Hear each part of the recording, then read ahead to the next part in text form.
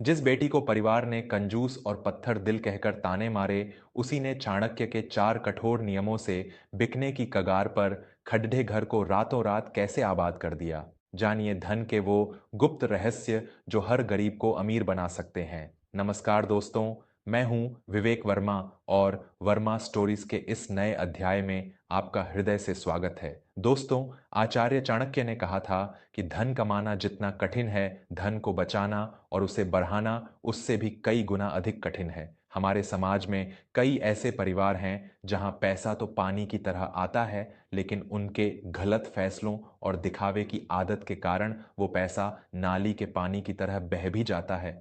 आज के समय में हर व्यक्ति धन को बढ़ाना चाहता है, लेकिन धन के उन कठोर नियमों का पालन कोई नहीं करना चाहता जो वास्तव में पीढ़ियों को आबाद करते हैं। आज की यह कहानी कोई साधारण कहानी नहीं है। यह एक ऐसे परिवार की सच्ची दास्तान है जिसे उनके ही लालच और दिखावे ने सड्डॉक पर ला खद्दा किया था, और कैसे एक साधारण सी बेटी ने चाणक्य नीति के 4 सबसे कड़े नियमों को लागू करके उस परिवार की संपत्ति को 10 गुना बढ़ा दिया। यह कथा है उज्जैन शहर के एक अत्यंत प्रतिष्ठित व्यापारी सेठ दीनानाथ जी की। दीनानाथ जी शहर के सबसे पुराने सूती वस्त्रों के कारखाने के मालिक थे। उनके पिता ने यह व्यापार शून्य से शुरू किया था। दीनानाथ जी बहुत ही धर्मपरायण और सीधे स्वभाव के व्यक्ति थे, लेकिन उनकी यही सरलता उनके परिवार के पतन का कारण बन रही थी। दीनानाथ जी की पत्नी रुक्मिणी देवी एक बहुत ही महत्वाकांक्षी महिला थीं। उनके 2 पुत्र थे, बड़ा बेटा प्रकाश और छोटा बेटा नवीन। इन दोनों भाइयों को व्यापार की कोई समझ नहीं थी, लेकिन अपने पिता की गाढ़ी कमाई को उठाने में इनका कोई सानी नहीं था। प्रकाश की पत्नी सरिता और नवीन की पत्नी कमला को भी केवल महंगे आभूषणों, शानदार गाड़ियों और विलासिता से प्रेम था। पूरे उज्जैन शहर में इस परिवार के दिखावे के चर्चे होते थे। दीनानाथ जी के घर में एक और सदस्य थी, माधवी। माधवी दीनानाथ जी के स्वर्गवासी बड्ढे भाई की इकलौती बेटी थीं, जिसे दीनानाथ जी ने अपनी सगी बेटी से भी बढ़कर पाला था। माधवी अत्यंत कुशाग्र बुद्धि, सरल स्वभाव और अर्थशास्त्र की गहरी झांता थी।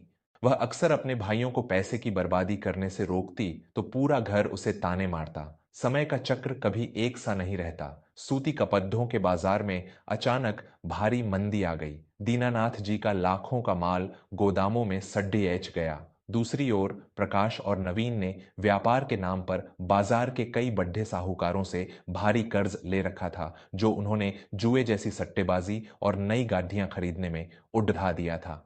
एक सुबह दीनानाथ जी के घर के दरवाजे पर साहूकारों की भीड़ लग गई। उन्होंने साफ चेतावनी दे दी कि अगर 15 दिन के भीतर उनका 1 करोड़ रुपए का कर्ज नहीं चुकाया गया, तो वे कारखाने और इस पुश्तैनी हवेली को नीलाम कर देंगे। यह भयानक आघात दीनानाथ जी सह नहीं पाए। उन्हें दिल का दौरा पड़ा और वे बिस्तर से लग गए। पूरे घर में कोहराम मच गया। रुक्मिणी देवी छाती पीट पीट कर रोने लगी। प्रकाश और नवीन, जो कल तक हवा में उड़ते थे, आज साहूकारों के डर से घर के कोने में दुबके बैठे थे। सरिता और कमला अपने महंगे गहने समेटकर मायके भागने की तैयारी कर रही थीं। उस भयानक सन्नाटे और निराशा के बीच 24 साल की माधवी आगे आई। उसने चाबियों का गुच्छा अपने हाथ में लिया और दीनानाथ जी के सिरहाने बैठकर बोली, बाबूजी, आप चिंता मत कीजिए। जब तक मेरे शरीर में प्राण है, आपके इस कारखाने और हवेली की एक ईंट भी कोई नहीं ले जा सकता। लेकिन आज से इस घर की आर्थिक बागडोर मेरे हाथों में होगी और सबको मेरे नियम मानने होंगे। अगले दिन से माधवी ने आचार्य चाणक्य के उन 4 सबसे कड़े नियमों को उस घर में लागू किया, जिसने पूरे परिवार को झकझोर कर रख दिया। पहला नियम, दिखावे का अंत और आर्ण मुक्ति। माधवी ने सबसे पहले घर के बाहर खड़ी दोनों शानदार आयातित गादियों की चाबियां उठाईं और शहर के एक व्यापारी को आधी कीमत पर बेच दी। उसने सरिता और कमला के उन सभी गहनों को बाजार में वापस कर दिया जिनकी किश्तें अभी तक नहीं चुकाई गई थीं। हवेली के आधे नौकरों को हटा दिया गया। जब प्रकाश ने यह देखा तो वह आग बबूला हो गया। उसने माधवी पर चिल्लाते हुए कहा, तेरा दिमाग खराब हो गया है माधवी। वो गाड़ियां हमारे खानदान की इज्जत थीं। तूने पूरे शहर में हमारी नाक कटवा दी, अब हम लोगों को क्या मुंह दिखाएंगे? माधवी ने एक गहरी सांस ली और अत्यंत शांत लेकिन कठोर स्वर में कहा, इज्जत उधार के पैसों और लोहे की गाढ़ियों से नहीं होती भैया। इज्जत मेहनत की कमाई और बाजार में अपनी साख से होती है। आचार्य चाणक्य कहते हैं कि ऋण, कर्ज एक भयानक अग्नि के समान है। अगर इसे तुरंत नहीं बुझाया गया तो यह पूरे जीवन को भस्म कर देता है। दिखावे की इस खोखली जिंदगी ने ही आज बाबूजी को बिस्तर पर ला दिया है। आज से इस घर में केवल दाल रोटी बनेगी और एक भी पैसा विलासिता पर खर्च नहीं होगा। दूसरा नियम, भावनात्मक खर्चों और उधार पर पूर्ण प्रतिबंध। कुछ दिन बाद रुक्मिणी देवी का सगा भाई यानी माधवी का मामा भानु प्रताप हवेली आया। भानु प्रताप हमेशा अपनी झूठी शान बघारने के लिए दीनानाथ जी से पैसे ठग कर ले जाता था। इस बार वह अपनी बेटी की शादी के लिए 5 लाख रुपए मांगने आया था। रुक्मिणी देवी ने माधवी से कहा, माधवी, तिजोरी से 5 लाख रुपए निकालकर अपने मामा को दे दें। घर की इज्जत का सवाल है। अगर हम अपनी भांजी की शादी में पैसे नहीं देंगे तो समाज क्या कहेगा? माधवी ने भानु प्रताप की आंखों में सीधे देखते हुए कहा, मामा जी, जब साहूकार इस हवेली की नीलामी करने आए थे तब आपका समाज और आप कहाँ थे? बाबूजी मौत से लड़िड़ियच रहे हैं और आपको शादी के जश्नों की पड्डधी है। इस घर से एक भी रुपया बाहर नहीं जाएगा। रुक्मिणी देवी ने माधवी को गालियां देनी शुरू कर दी। तू तो चुड़ैल है, पराया खून कभी अपना नहीं होता। तू हमारे ही परिवार के टुकड़ों पर पली और आज मुझे ही आंखें दिखा रही है। तू इस घर को बर्बाद करके छोड़ देगी। माधवी की आंखों में आंसू आ गए, लेकिन उसने अपने कदम पीछे नहीं हटाए। उसने रुंधे हुए गले से कहा, ताई जी, आचार्य चाणक्य ने कहा है कि जो धन भावनाओं में बहकर अयोग्य व्यक्ति को दिया जाता है वह लौटकर कभी नहीं आता और केवल शत्रुता पैदा करता है। बाबूजी ने उम्र भर भावनाओं में बहकर लोगों की मदद की और आज हमारे बुरे वक्त में कोई साथ खड़धा नहीं है। यह तिजोरी अब केवल इस घर के अस्तित्व को बचाने के लिए खुलेगी। तीसरा नियम, ज्ञान और कर्म में सही निवेश। माधवी ने कारखाने की कमान अपने हाथों में ले ली। उसने देखा कि प्रकाश और नवीन ने कारखाने को बिचौलियों के हवाले कर रखा था जो भारी मुनाफा खा रहे थे। माधवी ने सारे बिचौलियों को बाहर निकाल फेंका। वह सुबह 6 बजे से रात 10 बजे तक कारखाने की मशीनों के बीच मजदूरों के साथ काम करती। उसने पुराने सूती कपड़े की जगह बाजार की नई मांग के अनुसार आधुनिक डिजाइन वाले वस्त्र बनाने शुरू किए। उसने प्रकाश और नवीन को भी आराम की नींद नहीं सोने दिया।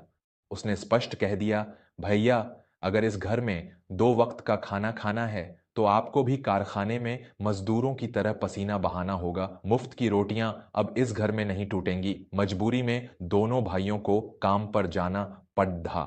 धीरे धीरे माधवी की कुशाग्र बुद्धि और नई डिजाइन नीति ने काम करना शुरू कर दिया।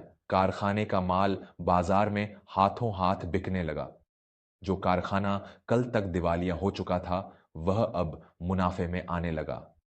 चौथा नियम, धन की पूर्ण गुप्तता और विपत्ति के लिए संचय कारखाने से अब लाखों का मुनाफा होने लगा था। लेकिन माधवी ने यह बात घर में किसी को नहीं बताई। उसने उस मुनाफे को गुप्त रखा। घर में आज भी वही साधारण दाल रोटी बनती थी। कोई नया कपड़ा नहीं आता था और किसी को भी फालतू खर्चे के लिए पैसे नहीं मिलते थे। पूरा परिवार माधवी को कंजूस और पत्थर दिल कहकर ताने मारता था। पूरे 5 साल बीत गए। दीनानाथ जी का सारा कर्ज उतर चुका था। एक दिन शहर में हलचल मच गई। सूती वस्त्रों की एक बहुत बड़ी और अंतर्राष्ट्रीय कंपनी अपना दिवालिया हुआ कारखाना नीलाम कर रही थी। उस कारखाने को खरीदने का मतलब था पूरे राज्य के कपड़ा व्यापार पर एकाधिकार जमाना। नीलामी की शुरुआती कीमत 3 करोड़ रुपए थी। रात के भोजन पर प्रकाश ने उदास होकर कहा, अगर आज हमारे पास पैसा होता तो हम वो कारखाना खरीद लेते। हमारी किस्मत ही खराब है। माधवी ने अपनी कंजूसी से हमें भिखारी बनाकर रख दिया है। माधवी चुपचाप अपने कमरे में गई और एक बड़ी सी फाइल लाकर दीनानाथ जी के कांपते हाथों में रख दी।